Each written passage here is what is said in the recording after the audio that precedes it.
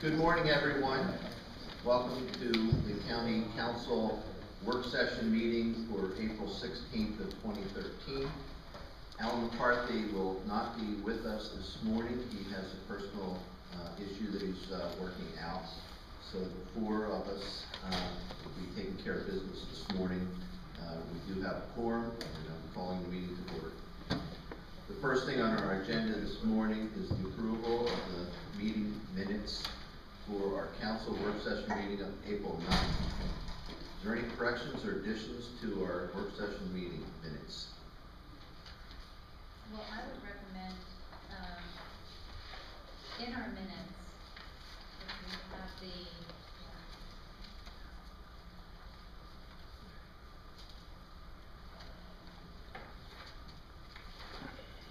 regarding the meeting with Congressman Harris, I think we ought to itemize specific requests to him. And those requests, as I remember it, included assistance for remediation from Army Corps of Engineers on the Pierce Creek site, request for intervention in the FERC relicensing of the Conowingo Dam, request in support in obtaining funding and designation of HIDA, high-intensity drug trafficking area for Cecil County, request legislation for information sharing for adjoining states regarding prescription drug monitoring programs, request for intervention with doctors having more than one license in a different state, that their DEA, that the DEA, Drug Enforcement Administration, what was it? I think it's Agency, monitor when license has been pulled in one state, that they would review their prescription license, whether it should be pulled if it's related to abuse in prescribing controlled substances.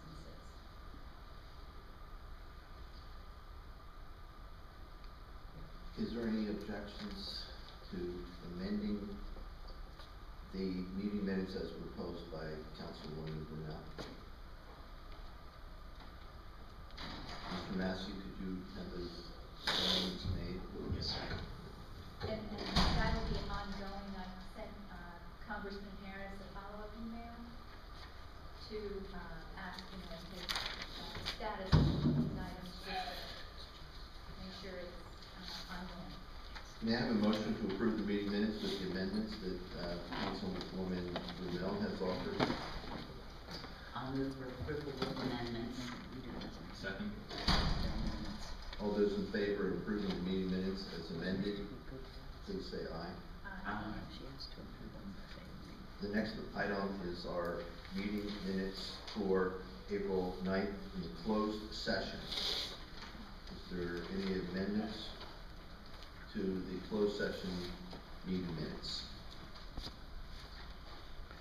Hearing none, may I have a motion to approve?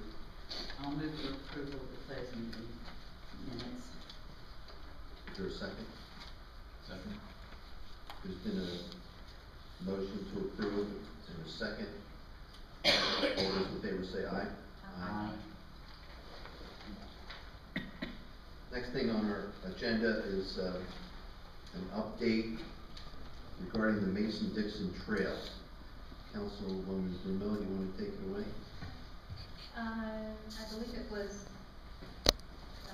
2 months ago, during the planning commission meeting, there was a development proposal, and it had listed on there the Mason-Dixon Trail, and I'd never heard of it. I contacted Mr. Hooper, and he enlightened me as to how much the Mason-Dixon Trail system is actually in Cecil County. He was very concerned about the encroachment of development on this trail system.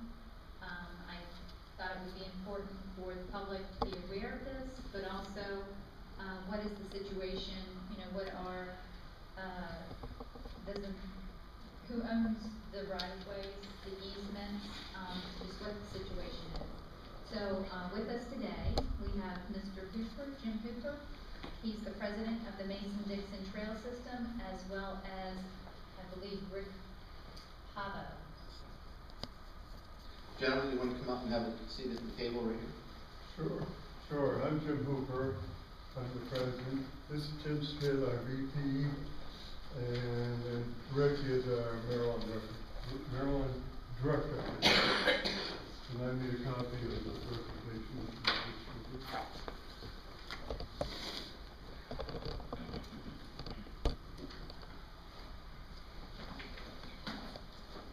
Let's go to the next page. Okay, Mason-Dixon, assume this is working. Is that turned on? It's on. Put it Okay. closer. Mason-Dixon Trail was incorporated in 1979, and we connected the whole trail together in 1985, but it's never been completed because we always are trying to get parts that were on the road off the road and improving the pathway. Next page.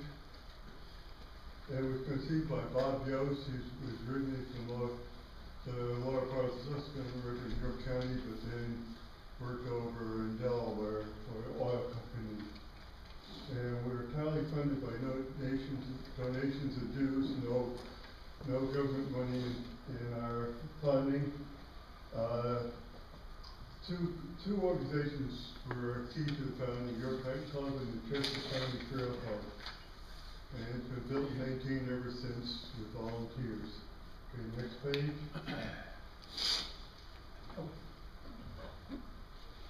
The users, the biggest users are probably the local people that like to go out and get the exercise in a section of the trail. And they'll use it multiple times maybe during the week. Next one are day hikers who will go up to 12 or 15 miles on the trail. And we see a lot of them, especially in the more beautiful areas. And then long distance hikers, some people actually do a loop that involves the Mason-Dixon Trail, the AT, Horseshoe Trail, and the Brandywine Trail. But however, along the Mason-Dixon, we don't have very many backpacking sites for people to camp. So we haven't been encouraging it. Next page. The western end is at Whiskey Springs, which is on the Appalachian Trail west of Dillsburg, Pennsylvania.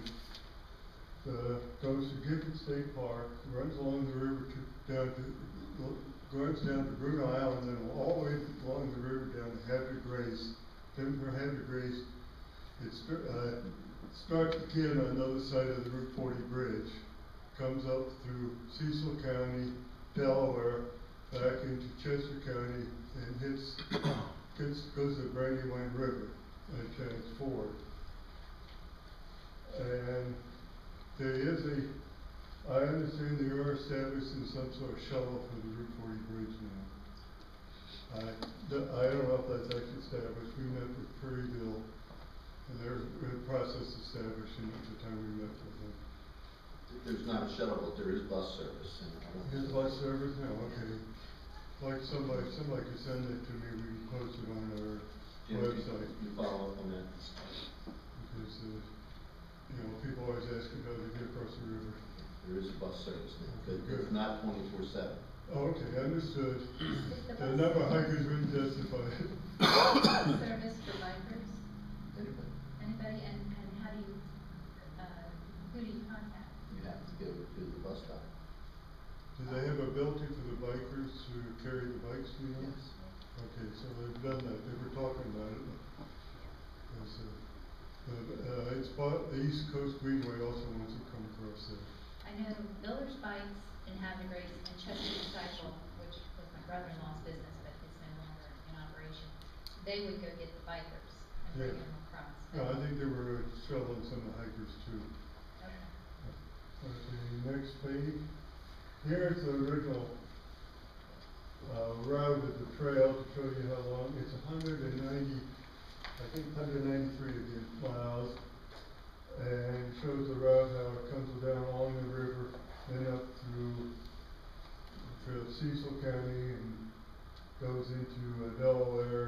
white clay.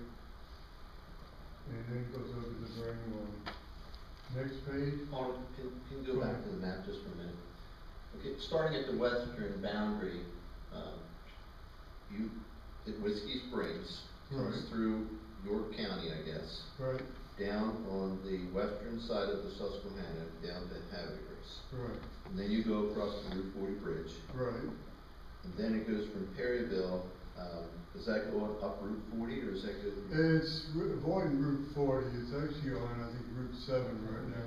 Okay, There are more maps later, more detailed now? more detailed Cecil. maps. The Cecil County. Okay. Why don't we go ahead? Now, the route was originally based upon handshakes agreement. We were in ethnic state forest. We followed the AT&T right away, and then the railroad. We moved off the railroad because of safety concerns a few years ago. It was on the slow freight lines. It wasn't that dangerous, but people decided they wanted to go off of it. Who was the handshake agreements with? Was with AT&T. Have you been in contact with him? No, I haven't. The guy who did the agreement, I'm afraid, is no longer alive. Probably if we're on the third generation of maintainers. I would think AT&T would be the first place to start, Yeah. see if it's going to continue. Okay. Go to the next page here. We can't see that very well. The lights. Any way to kill the lights on that corner side so we can see it?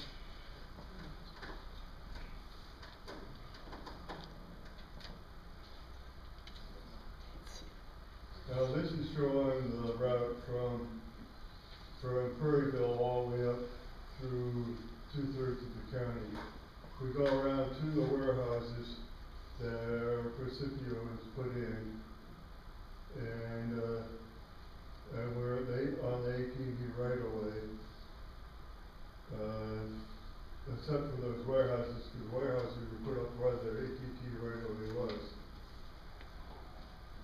And we do have an agreement I can show you for the one warehouse agreement with Stewart Properties on rewriting the right of way so it went around the warehouse. The first one to the right? The first one to the right. The second one, I think we're actually following their road because we're the other side of the warehouse is railway yard, what did you say? They were following logistics way. Logistics way out to the road. Okay, next page. And this is showing through how we come off how we come through Elkton and go into the state forest. That's northeast. Northeast, go into the state forest, and then follow the roads from there up to the border. One of our problems is get permission to get off the road places. I can give you a set of map set where you know it's going to be more detail later. Is the trail through the Elk State Forest marked? Yes, the whole trail is marked with blue places. Just out of curiosity, how many people are currently using this trail that you know of? We don't have any way to count. I know when we're out and do trail work, even during the week, I'm seeing people, but we have no counters of any place to give you an accurate number. And a lot of them are just doing a one-day hike. You see some backpackers, but I would say mainly day hikers. I think one of the problems in Cecil County is people aren't aware that the trail even exists. Right. I mean, it took me 2 years to realize that the trail was in my backyard. And I started hiking it and running into problems with no trespassing and, certain people not wanting us on their land through the easements that the trail follows. Yeah, I think one of what happened to us a few years ago. We had a couple of people who were handling this area, and they got old enough so they weren't capable of doing it anymore, but I couldn't get them to train new people to come on board, so we got a few years of not good representation in Cecil County, but we seem to be working around that now. It's an old problem that nowadays people, until the kids are away at college, don't want to volunteer for anything because the kids take so much time shoveling them every place, and both spouses are working, so, you know, luckily we don't, one gentleman here can be available during the week, but most people can't. Let's see, next page. Okay, and then this shows the rest of the route. And as I say, it's mainly on roads after the Elknick Street first. And don't know if there's any possibility to get off the roads. That's what we'd like to know, if there's any possibilities and who we have to contact to get the permission. Because we won't even walk on people's property until we have permission. Because we want to maintain good relations. The trail up in Pennsylvania, is it permanently established, or is it also? It's permanently established, and how along the river, you've got, in fact, from Wrightsville to Gnomewood Bridge is now a national recreation trail. We haven't done it over here because we didn't have enough property. It's off the road that we could establish as the national recreation trail, because you want a continuous segment very long before you go through that process. And they don't want to designate roads a trail. I would assume it's a comprehensive process where you have all the players in the room and seeking out who would be in support of it. Right, to do a national recreation trail, you have to have permission from every landowner along the section you're doing. And along the river, we got 3 power companies, the majority owners, and then we have state park, 2 state parks, I guess, in that area, and also a county park. Well, 3 county parks now, come to think of it. You bring up a good point. I mean, we do have 2 huge national parks, or state parks, and we also have the electric companies where there are right-of-ways that might be able to connect. I can see where personal property owners would have a problem with this. Well, it didn't used to be that way. When we started, people weren't that worried about people coming on land, but nowadays they are, because like ATVs is one thing. The other problem you see is the young adults doing partying. Those are the 2 biggest issues we have. Does this tie into the Susquehanna Greenways Trail at all? Yes. Yes. It does. Yeah, actually in Hartford County, we just had a meeting last Thursday. And basically, although we haven't signed the memorandum of agreement, but at least on part of it, around, just north of Havre de Grace, the agreement is going to be Susquehanna Greenway is going to basically do the paperwork to get the trail established, and then we, the Mason-Dixon Trail System, is going to take over and maintain the trail from now on. So, you know, it's... Now that's in Hartford County. That's in Do you have Hartford anything County. in Cecil County? Nothing in Okay. Cecil County yet with the Susquehanna. That's an agreement with the Balkan Quarry. Northwood. Yeah, that's a new part that they're incorporating into the trail system. Right, And Lower Susquehanna is on the Cecil side as well, so no reason why they couldn't assist on Cecil County's portion. Well, I have it listed later, but we've been wanting to go down to the township park at the end of Prairie Point. Yep. But we've been unable to make contact with somebody in the VA that can give us permission to run along their waterfront. The Greenway shows a route along there, but they've never marked it, so I don't know what the situation is. Because they're supposed to be going along there, and I would think they could, we could, because we're just walking trail, and they want to allow bicycles too. But I don't know what the status of that is right now. We could probably assist with connecting, Perry Point. Yeah, if you can give me get contact information for somebody at the VA hospital you could talk to find out what they want, or the written agreement, whatever. Let's move on with your presentation. Sure, go ahead. Okay. Stewart Properties. And we went across, as you said, the cable right away. In June of '04, we had agreement with Stewart Associates, moved the ATV right away to go around their new warehouse. Since then they expanded their parking lot and pushed us further down toward the railroad.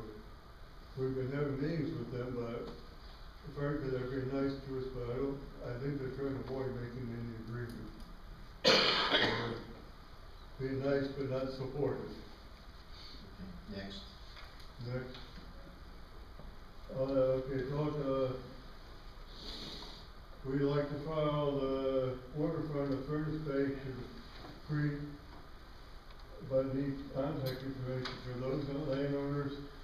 The Prairieville is still interested in us running down through the park that I covered the VA hospital, and the last one I covered was Shovel. Okay, there is a representative of Stewart Properties in the room, and she will follow up with you. Al, would you make sure that Eric Centrum can take care of bullet point number 2 on the list of property owners? You'll continue to work with Perry, but I think we have a VA contact now. Dennis Smith? Yeah, could you get that to him, please? The VA contact. And then, Jim, you'll get him in touch with the bus service. So your last bullet point. So we'll try to help you with your challenges. Okay, well, thank you. We want to work with the landowners, but sometimes getting hold of the right person is very difficult. Do you have any, information as to the benefit of this type of trail? I think there's stuff on the Maryland website and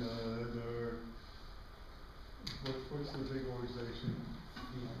No, I'm talking about the one name for American Trails. There's information on both of those websites, but I didn't bring anything with me.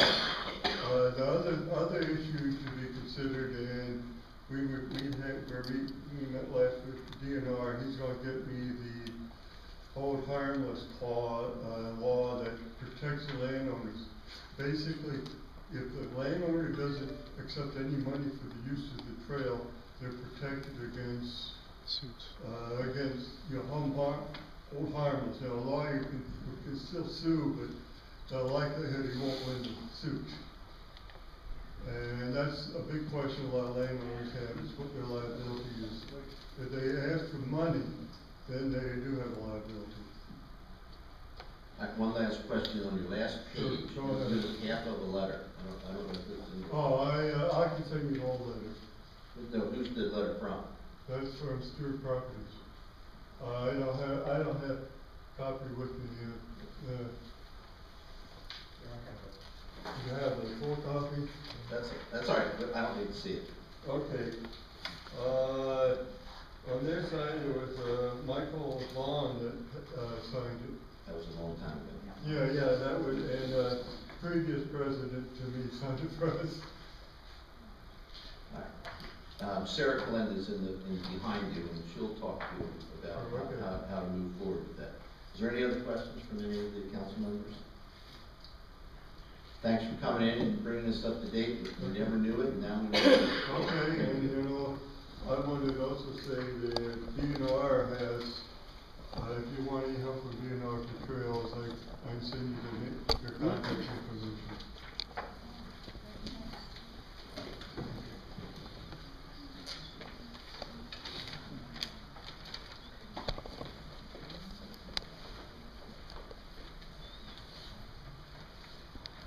The next issue on our agenda is a redistricting commission update.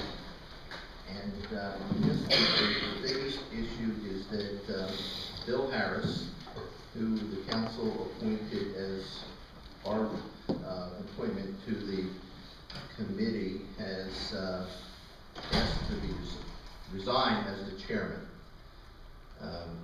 So we need to either find another appointment to be the chairman or reassign the chairmanship to someone else.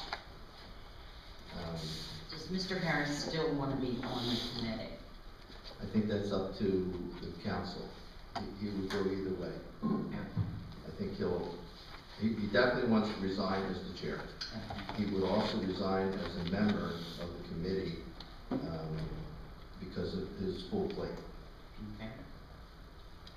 Excuse me, may I just interject? We did get his resignation, it's in your packet. He asked not to be a member of the committee because of his commitment to his church. Okay. I didn't interpret that way when I talked to him. He would stay. That's okay. That's fine. So at the end of the day, we need to appoint somebody new. And then we need to decide who's going to be the chair. Now, in the meantime, there is a scheduled meeting of that committee, right? So we did have applicants that had previously submitted their interest in serving. Do we want to pick someone from that group? I move that we appoint Michael W. Dawson as our president of as a member and president of the redistricting committee. I'll second the motion for discussion purposes.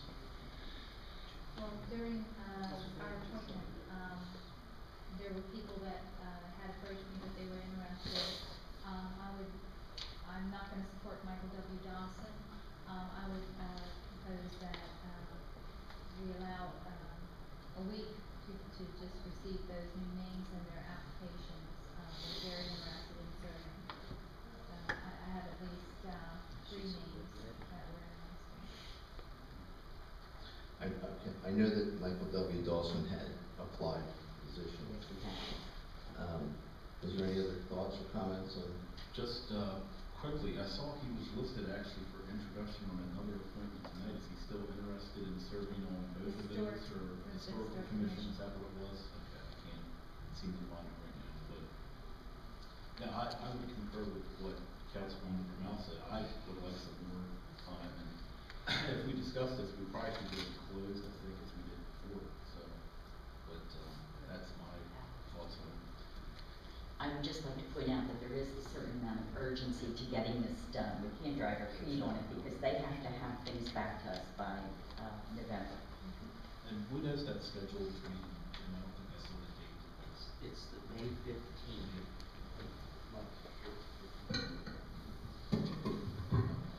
It's May 15th. There's been a motion and a second to appoint Michael W. Dawson to the redistricting committee. All those in favor signal by saying aye. Aye. All those opposed say no.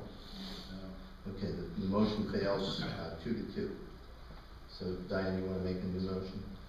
I make a motion that, we allow, new, resumes to be filled out for this position. Next week, we choose from the, resumes that we currently have, the appointment. Is there a second? Second.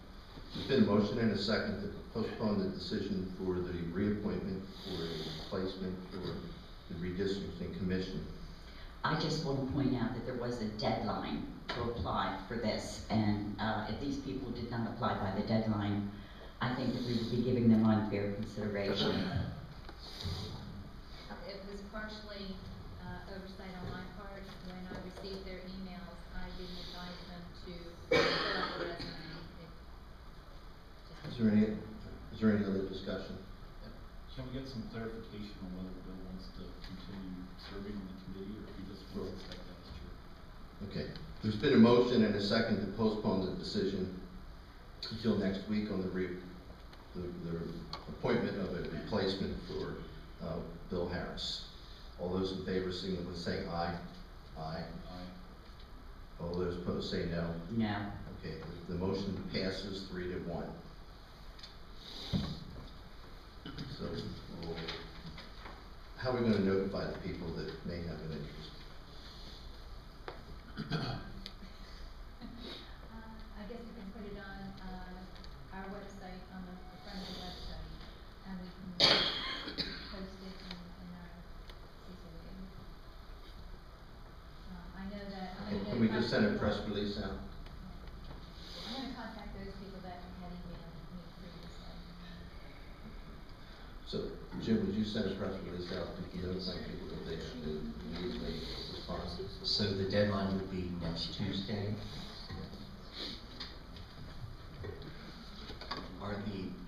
But we will have the ones who have applied already, they don't need to reapply. No. And I would make the deadline Monday so we can look at it Tuesday.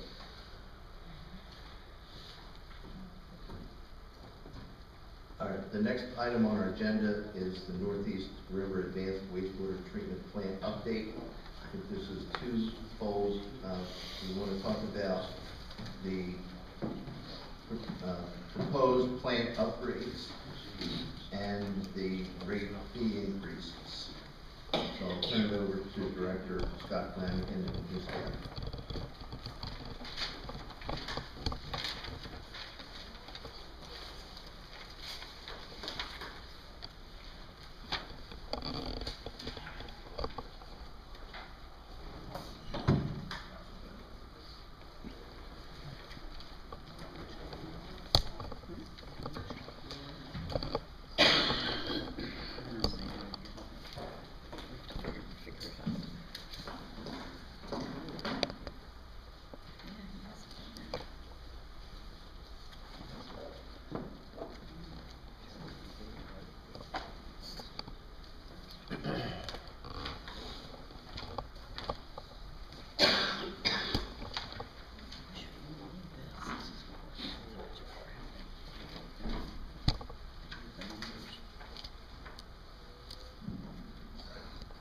Thank you, Mr. President, council members.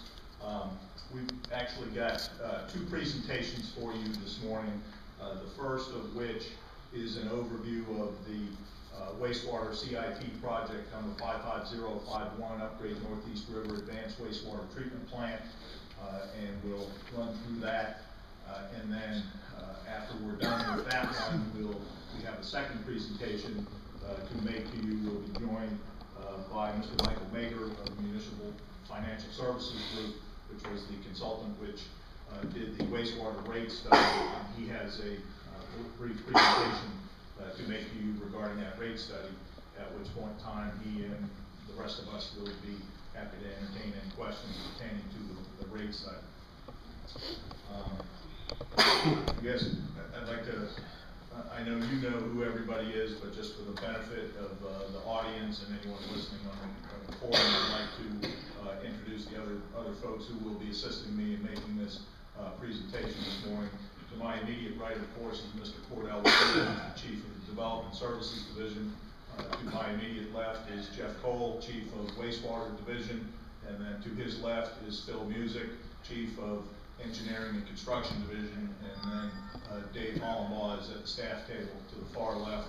Dave is the Deputy Director of Public Works.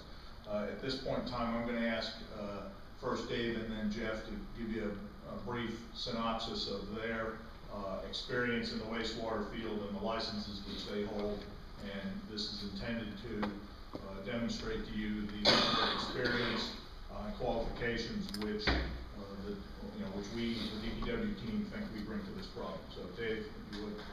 Yeah, I've been in the field for 40 years. I have a class 4, 5SA wastewater license, 4 licenses to run biodiscs plants.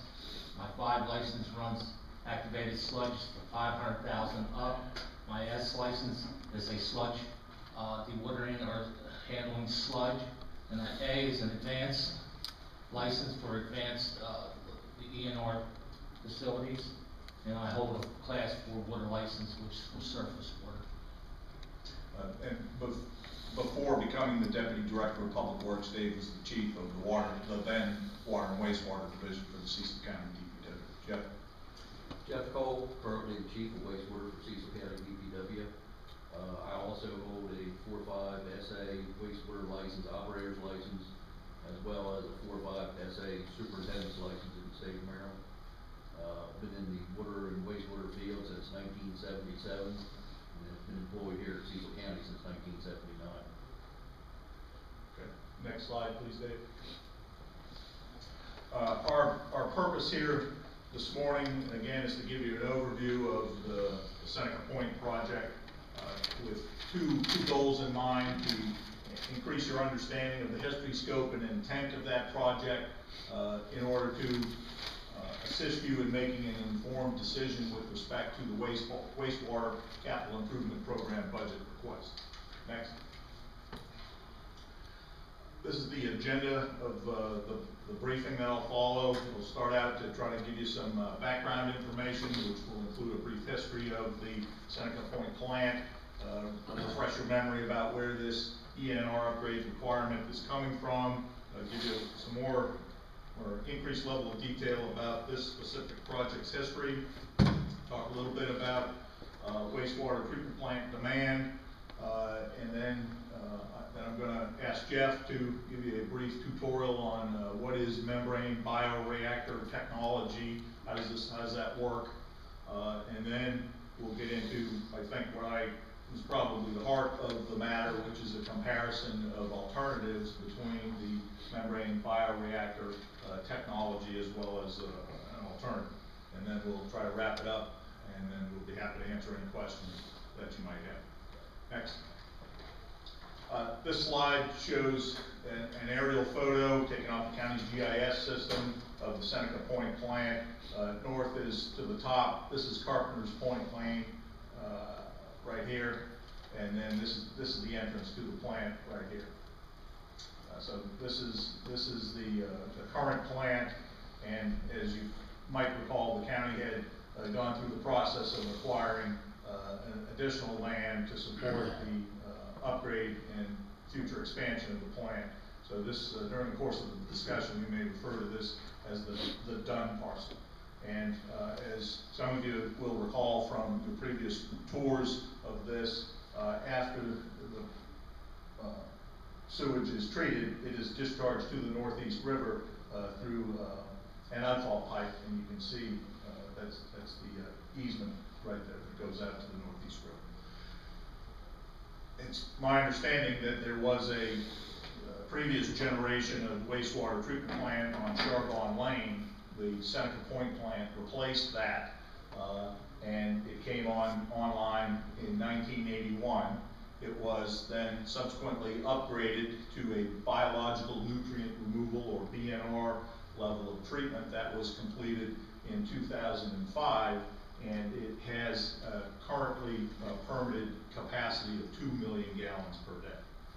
Next. Hopefully that chart at the bottom there looks familiar. I believe I have shown that to the council on a couple of occasions previously. The requirement to upgrade, the state of Maryland, through the Maryland Department of the Environment, is requiring all owners and operators of major wastewater treatment plants to upgrade them to enhanced nutrient removal, or ENR level of treatment. A major wastewater treatment plant is one defined by the state as one which has a permitted capacity of 500,000 gallons per day or greater.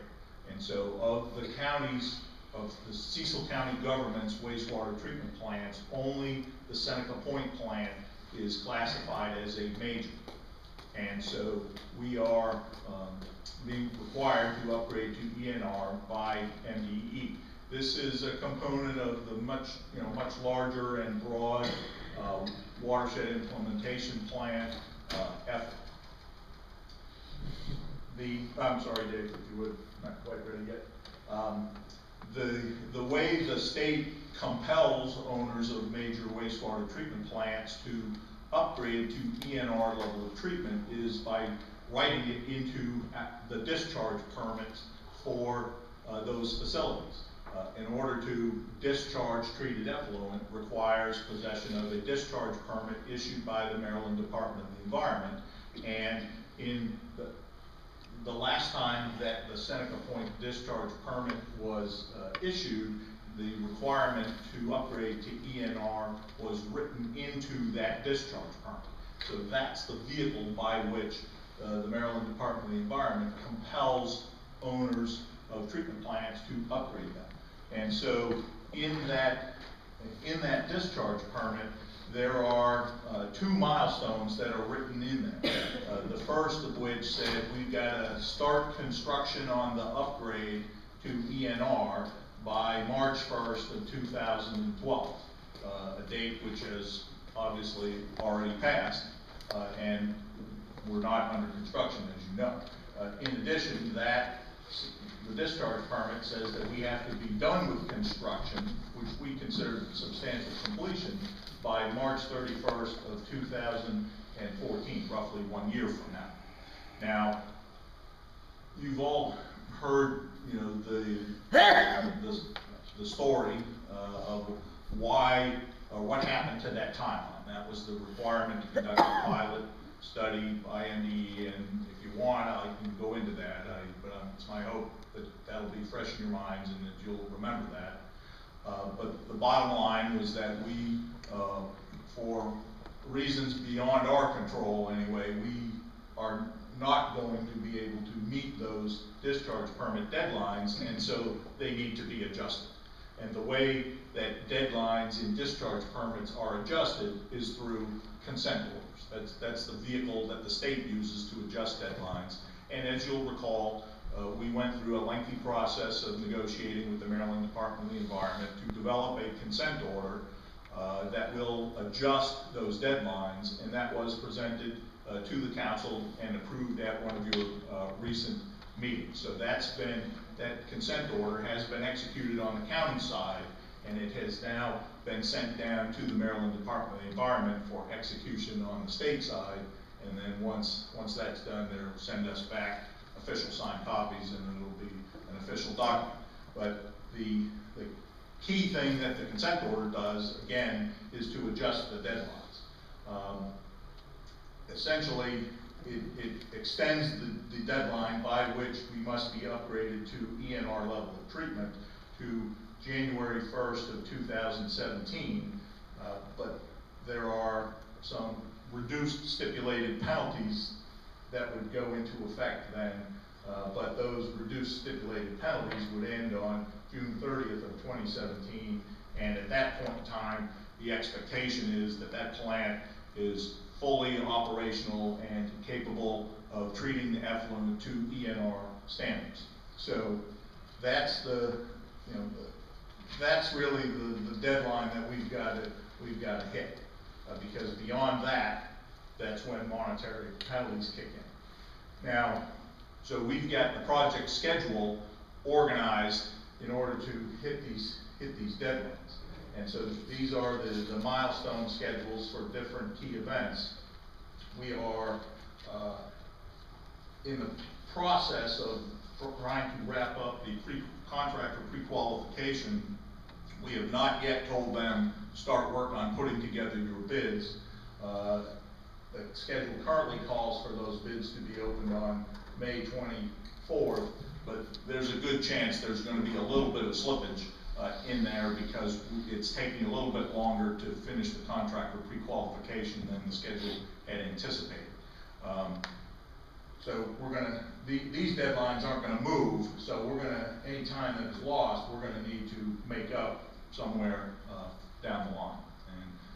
But we don't have a lot of time to burn on this project, but we think that we can absorb a little bit of time here in the contractor pre-qualification process.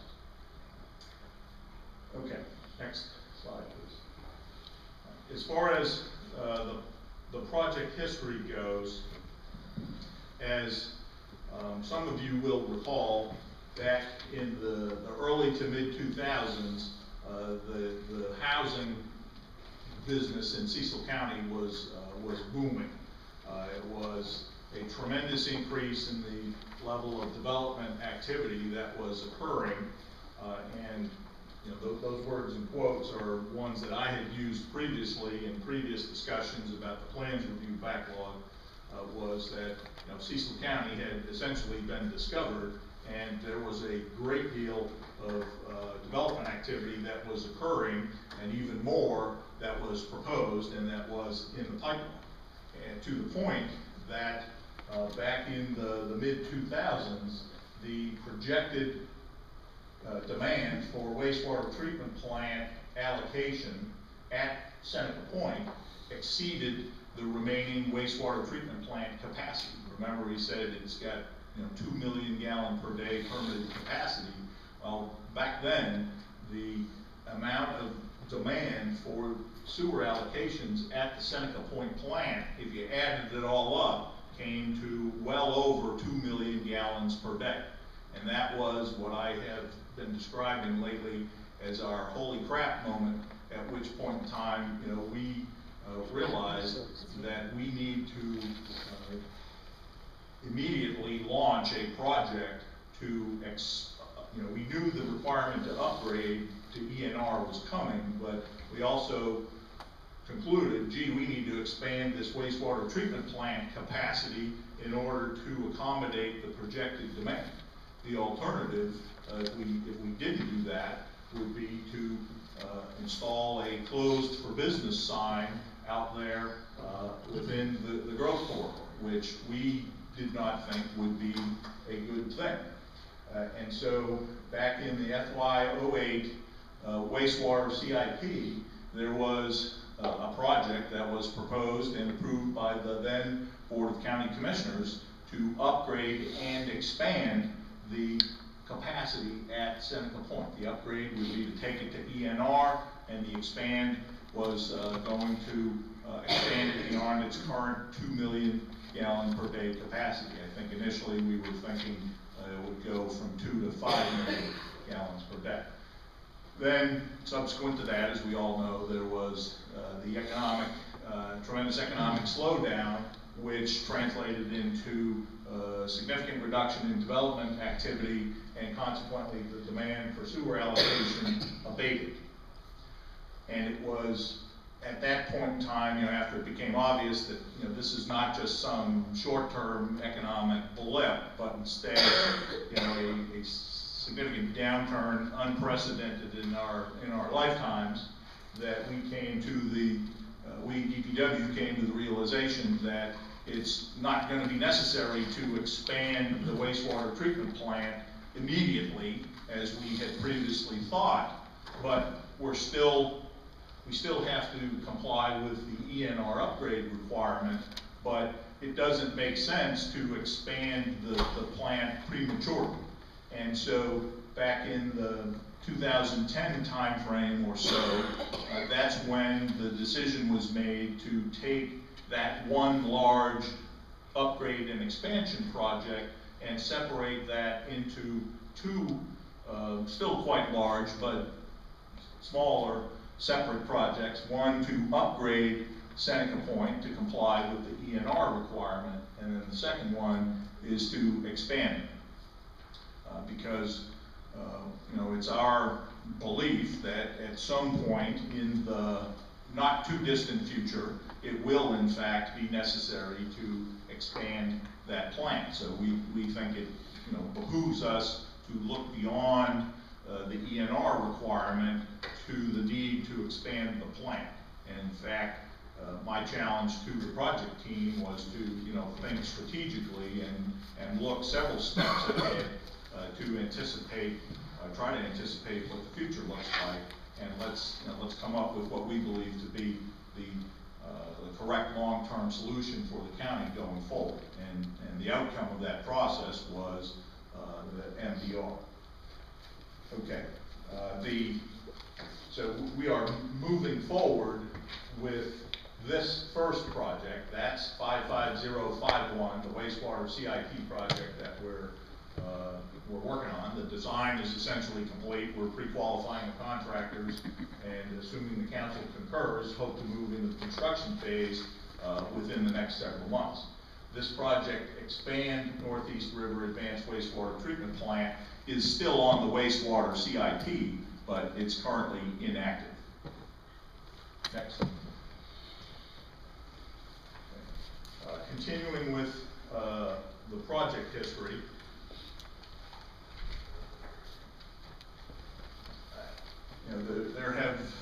some have implied that the Department of Public Works has been flying this MDR project along underneath the radar, but I don't believe that that assertion is borne out by the facts. And I would like to point out that this project to do something at Seneca Point Wastewater Treatment Plant has been or was approved annually by the Board of County Commissioners each year as part of the wastewater CIP. Now, as I've just described, the scope of work of that has evolved over time to adjust to changed circumstances. Early on in the design process, we needed to consider what type of technology should be employed in this upgrade, because MBR, while we do need to upgrade to ENR, MBR is not the only way to get there. There are other alternatives to achieve treatment to ENR level of standard. So very early on in the design process for this project, we and our consulting engineering team or firm needed to consider this. And we evaluated various options and decided that MBR represents the best solution for the county going forward. And so that then formed the basis for the design of the upgrade project. Now, after we were well along in the design process, we were asked by the then County Administrator Al Wine about, hey, he heard about this stuff called biomag, and is that an alternative? Is that an option? Could we use biomag instead of going through and doing the complete MBR upgrade of the project? So at that point in time, we halted the design work on this and kind of did what I'll call an operational pause, where we investigated this option, but concluded that we did not think that it is the right answer for us under these circumstances, and we reported back and I believe satisfied the answer to that question, and then proceeded to move forward and continue with the design basis for membrane bioreactor. And as part of that comparison of alternatives, that's the point in the presentation where we'll go in a fair amount of detail anyway as to what do we see as the advantages of MBR as opposed to an alternative. Now, early on in the design process, once the determination was made, okay, we're going to do MBR, it was necessary to actually select the make and model of MBR equipment that's going to be used, because you can't complete the design for the overall project without knowing specifically what make and model of equipment is going to be needed, because the manufacturer of that equipment has actually got to be folded into the design process, and they have a significant role to play in the design, in completing the design of the project. And so we, the county, didn't actually buy this MBR equipment, but we went through the issue solicitation, a request for proposals, where we received proposals from the different manufacturers of MBR equipment and evaluated those and actually selected selected the winning make and model from a company from GE Xenon. And we needed to enter into a contractual agreement with that manufacturer that, among other things, locked in the price that the general contractor was gonna pay when the general contractor buys this stuff from GE Xenon. So out of this effort came a contract, which was awarded by the Board of County Commissioners at an afternoon meeting on August 16th of 2011. And I went back and checked the record, and it was a 4-0 vote to award that contract. And the commissioners who voted in favor of that were Commissioners Mullen, Hodge, Brumell, and Dunn. Then County Commissioner Moore was not present at that afternoon meeting. I believe she was attending a stormwater summit with the then Chief of Development Services Division, Tim Whitty. So on August 16th, the Board of County Commissioners approved award of this contract with GE Xenon, whereby the county committed to buy that type of equipment for inclusion in this project. Now, we've been working on this project for a number of years. It was delayed by about 1.5 years by this pilot test thing. But what I'm trying to show in this box down here in the lower right is the amount of money that has been spent in getting us to this point. And if you add it all up, you can see we've spent about $3 million in getting to this point here.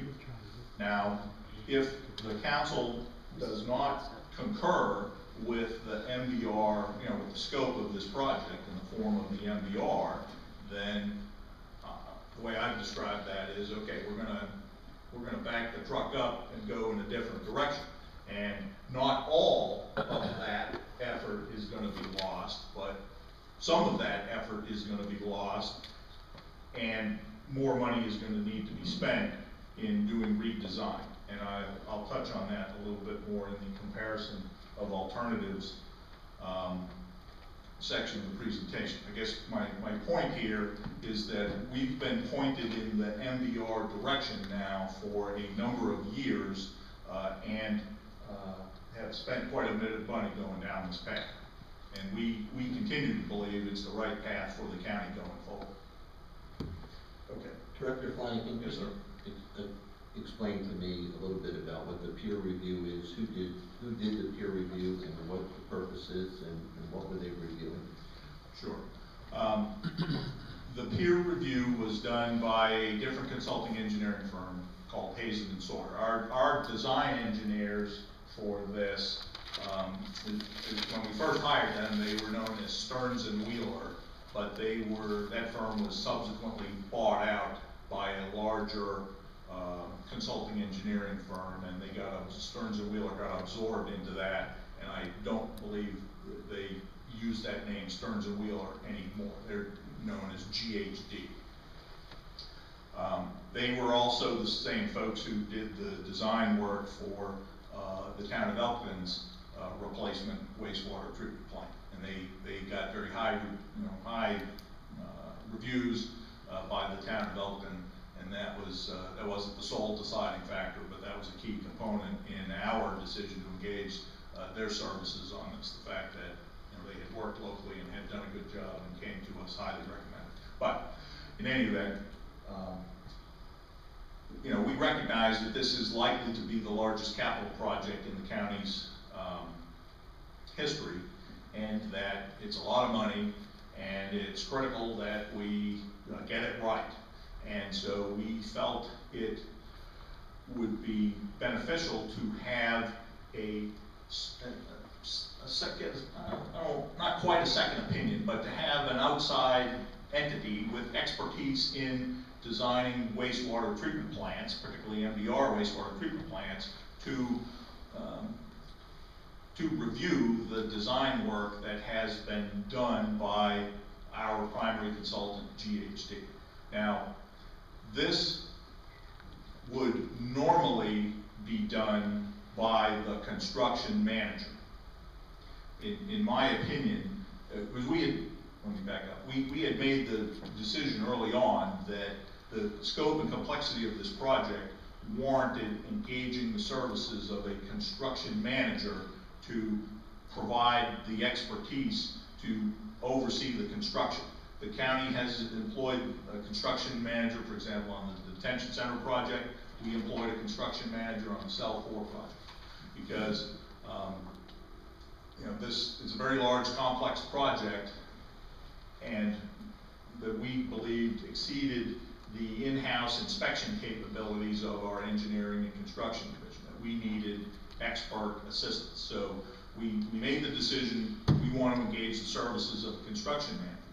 And in my experience, one of the great benefits of bringing a construction manager in on board early is to have them do a design review, because experience has shown that it's oftentimes easy to draw that line on that computer by a guy who dresses like me, who wears a shirt and a tie and sits at a CAD workstation in an air-conditioned office. It's easy to draw that line on that plan, but it's a different story if you're out there in the heat or the rain up to your ankles in mud and you've got to translate that line into something physical on the ground.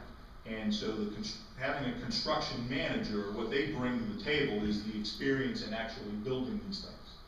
And in my opinion, it's very helpful to have the construction manager do a review of the engineer's design to inject that dose of reality and that construction expertise into that.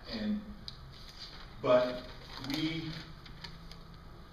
we were late in getting our construction manager on board.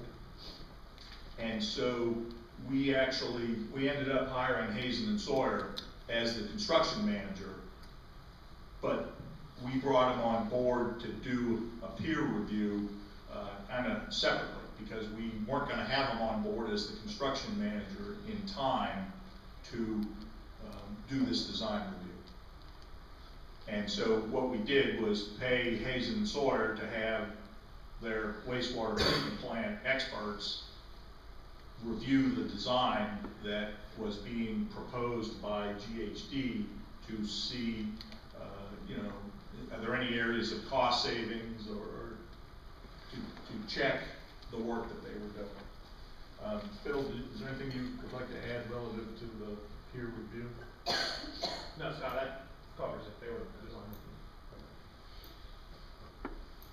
Perhaps more than you wanted to know. All right, next slide, please.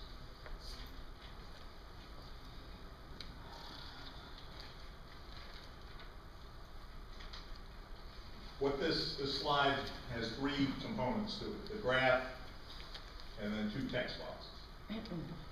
What the graph shows is the average daily flow at the Seneca Point plant from 95 through 2012.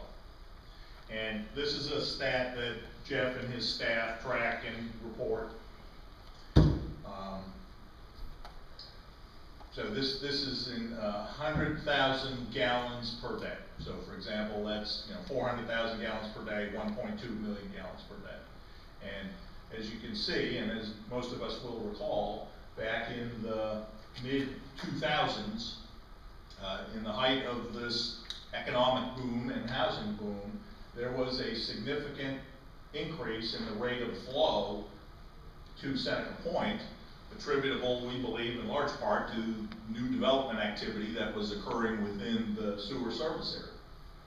But then things came to a grinding halt there, and have dropped off, and the flows are now currently leveled out at about 1 million gallons per day.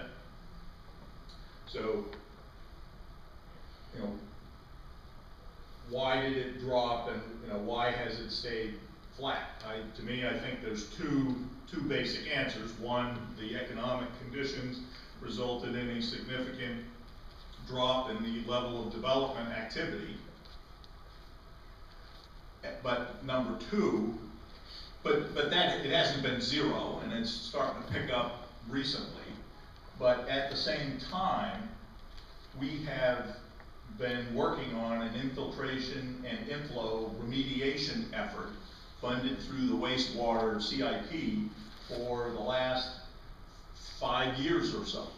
I think you heard my speech on that as part of the budget presentation about how, you know, the county had not invested adequate money in maintaining its system of manholes and pipe for a lot of years, and they developed lots of leaks and problems, and it became necessary to spend a lot of money to dig our way out of that hole, and so that's what this effort has been. And what that does is keep unwanted water out of the sewer system.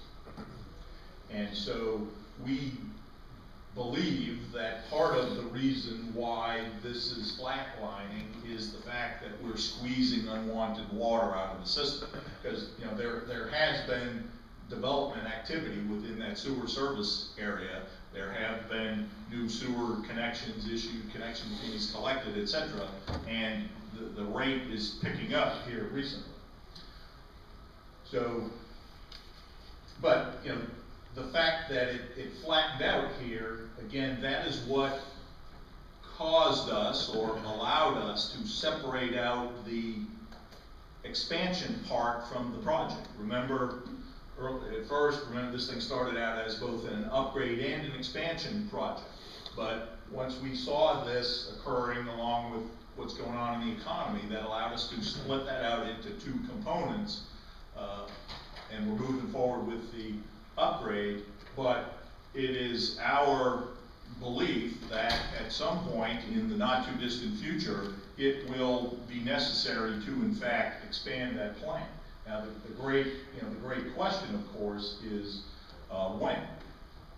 From what I am not an economist, but from what I think I'm hearing on the news and reading in the newspaper, is that the housing market, you know, is starting to show signs of life. And we are starting to see development activity here in Cecil County. And it's generally not in the form of the large lot McMansion subdivisions. Those days may be over. But what we are seeing is multifamily residential, oftentimes, you know, workforce housing type development, which generate quite a, you know, it's concentrated, it's highly dense, and they're in the growth corridor, and they develop or produce sewer demand. And so we've kind of got a couple countervailing forces working here. One is the development activity, which is going to cause this to go up, whereas the I&I remediation is tamping that down. But at some point in time, we're coming to the end of our remediation effort. And it's our expectation that at some point in time, you know, this is going to start to go back up. Now, is it going to go, is the slope going to go back to this? Probably not.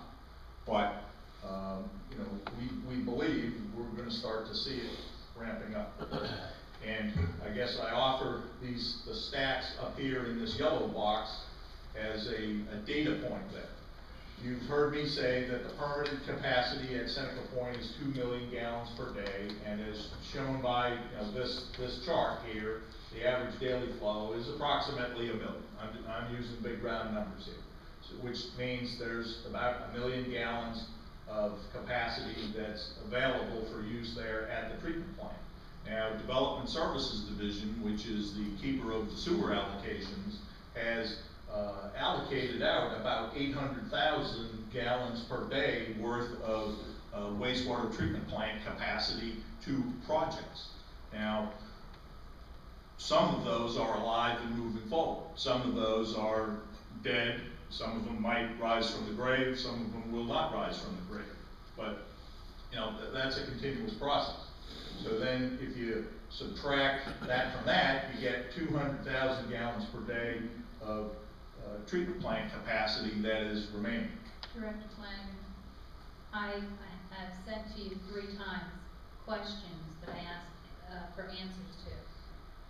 What is the anticipated date that we would go to for MGD? And I think from, you know, what you've been saying, you can't anticipate that. You don't want to anticipate it. Anything could happen. how many allocations do we currently have out? You could have answered that question. I didn't get that answer. 3 times I asked for it. And what is I'm the shelf answering life? those now. What is the shelf life of the allocation? Didn't get that answer. We're answering those now, or I'm attempting to answer those. Well, it would have been good. You're out of order.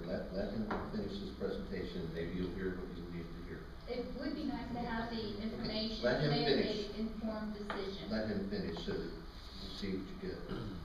More I questions? don't appreciate being spoon-fed information. That's how we got to this. Mr. Flanagan, would problem. you continue, please?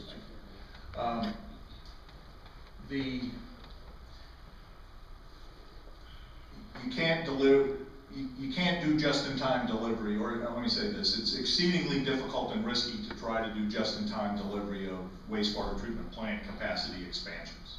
And so it's necessary to identify a point in because they don't happen instantly. They require design work and permitting and construction, which is typically, add all that together, it's typically measured in years. And so it's necessary to identify a point in time at which the trigger point for the expansion.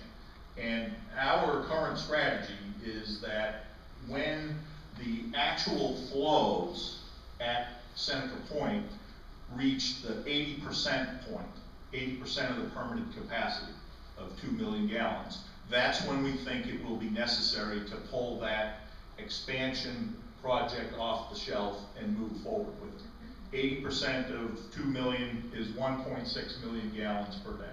So, in other words, our plan is when this flow line, gets up to 1.6 million gallons per day, that's when we will recommend to the county executive that we pull that project off the shelf and begin to move forward with it. Now, the great question, and your question is, okay, when are we going to get to that point? And I don't have a crystal ball on that. I'm not aware of anybody else who does have one, so it just requires educated guesses. And for the reasons that I have just tried to articulate, we are anticipating that will occur somewhere in this time frame. The scope or the span of the current wastewater CIP that has been submitted to you is for a 5-year period from FY14 through FY18. And this question, I think, came up in the budget presentation, and the answer was, at that time, was not within the FY14 to 18 time period. What I'm trying to say here is that my current best guess, our current best guess, is that it will occur in that next 5-year time period, 19 to 23. But I guess we're banking on, when this does start to go back up, we're banking on it not going back up at that rate. We're banking on it going up at a slower rate so that we'll have enough time to go from enough time to expand the plant before the flows go from 1.6 to 2.0. Scott, are you providing for any business growth, or is this all housing? It's all forms of development activity. Okay, so if a big business came in, you feel, although I doubt that there's any allocated to a big business project, is there? Well, I guess it depends on your definition of big, but as part of, and I guess I'm going to preview a little bit of Mr. Maker's presentation. Part of the wastewater rate study was to project ahead and say what type of development activity are we anticipating, and Development Services Division provided that and has broken it down into residential as well as commercial and industrial. So we have identified some known or anticipated commercial and industrial users. Now, I see it as my job, and I think I'm going to include the rest of the team here, is we see it as our job to try to stay ahead of the demand curve with wastewater treatment plant capacity. And if we are able to stay ahead of that demand curve, serve, then it does not become necessary to ration treatment plant capacity. Because essentially what you're saying is that we'll expand the plant as needed in order to ensure that there is capacity available for those who need it. Now, if, let's say that a large industrial user were to say they want to locate in Cecil County, and if they had a demand that was more than 200,000 gallons per day, okay, that could be a problem. I don't think I would advise the county executive to tell them, go away, we can't accommodate you, but that would change this equation. And that would probably cause us to want to pull the trigger and move forward with the expansion sooner than we otherwise would. But this is a big exercise here in risk management. Yes, it is.